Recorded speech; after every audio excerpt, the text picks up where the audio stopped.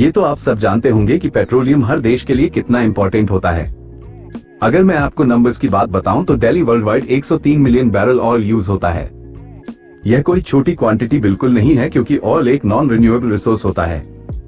मतलब millions of years की cycle लेता है तब जाके ऑयल बनता है। और अगर हम ह्यूमंस इसी करंट पेस से ऑयल यूज करते रहे तो ऑयल के रिजर्व 2052 तक लास्ट करेंगे। अब आप ये पूछेंगे कि ऑयल रिजर्व होता क्या है।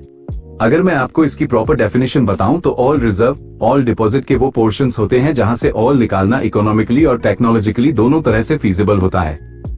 अब ऑयल रिजर्व भी 3 तरह के होते हैं, लेकिन जिन ऑयल रिजर्व में से हम ऑयल निकालते हैं उन्हें कहते हैं प्रूवन ऑयल रिजर्व। मतलब वहां से ऑयल निकालने की पॉसिबिलिटी सबसे हाई होती है। अगर ऑयल रिजर्व की बात करें तो लार्जेस्ट ऑयल रिजर्व है वेनेजुएला में with oil reserve of 300 billion barrels oil.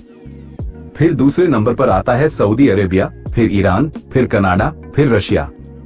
अगर आप इन नेम्स को ध्यान से देखोगे तो आपको इसमें मिडिल ईस्ट कंट्री के नाम काफी दिखेंगे। लेकिन मिडिल ईस्ट का केस अलग ही है। दुनिया का सिर्फ 0.5% लैंड एरिया ऑक्यूपाई करता है, पर पेट्रोलियम प्रोडक्शन का 32.6% वहीं से होता है। कंपेयर करो तो इंडिया के पास 2.4% लैंड एरिया है, पर ऑयल रिजर्व सिर्फ 0.3%।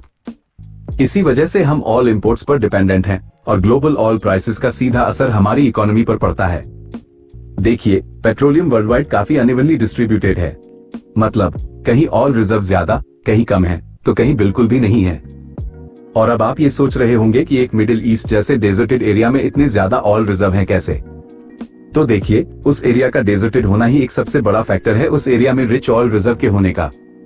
तो इस चीज को समझने से पहले कि यह इतने ऑयल रिजर्व हैं कैसे और क्यों हैं, वहीं क्यों है वहां क्यों नहीं, तो इसे समझने से पहले हमें ये समझना होगा कि पेट्रोलियम फॉर्म कैसे होता है। पेट्रोलियम फॉर्मेशन आज से मिलियंस ऑफ ईयर पहले स्टार्ट हुआ था। उस टाइम पर जो भी सी में मरीन लाइफ थी, माइक्रोब्स थे, जैसे कि एल्गी, प्लैंकटन, मरने के बाद सी फ्लोर पर जाके सेटल हो जाते थे। और टाइम के साथ उन डेड रिमेन्स के ऊपर एक सेडिमेंट की बहुत मोटी लेयर चढ़ जाती थी, और उन लेयर की थिकनेस 4000 मीटर से 12000 मीटर की रेंज में। सेडिमेंट की इतनी मोटी लेयर होने से होता यह था कि जो वो डेड रिमेन्स को 160 डिग्री से लेके 150 डिग्री सेल्सियस के बीच का टेम्परेचर मिलता था, जिसकी वजह से वो ऑर्गेनिक डेड मैटर केरोजन नाम के सबस्टेंस में ट्रांसफॉर्म होने लगे। और टाइम के साथ ये केरोजन हीट और प्रेशर की वजह से कैटनाइज होने लगा डिफरेंट हाइड्रोकार्बन्स में, और उसमें से ही एक हाइड्रोकार्बन है नेचुरल गैस और पेट्रोलियम। अब आप कहेंगे कि कोल को भी बनाने के लिए डेड रिमेन्स चाहिए होते हैं, तो देखिए यही कोल और पेट्रोलियम के बीच का डिफरेंस आता है कि कोल को बनाने के लिए प्लांट्स के डेड रिमेन्स चाहिए रहते हैं और पेट्रोलियम के लिए मरीन लाइफ डेड फॉर्म और सेडिमेंट की लेयर। अब आपके मन में ये सवाल तो जरूर आया होगा कि एक सऊदी अरेबिया जैसे डेजर्टेड एरिया में मरीन लाइफ फॉर्म्स आए कैसे। तो देखिए, आज से 100 मिलियन साल पहले मिडिल ईस्ट का एरिया डेजर्टेड बिल्कुल भी नहीं, बल्कि वो एरिया टेथीज नाम केसी से कवर्ड था। फिर आई टेक्टोनिक प्लेट्स की मूवमेंट, कॉन्टिनेंट्स कोलाइड हुए, कुछ पानी इवेपोरेट हो गया और समंदर का बेड एक्सपोज हो गया।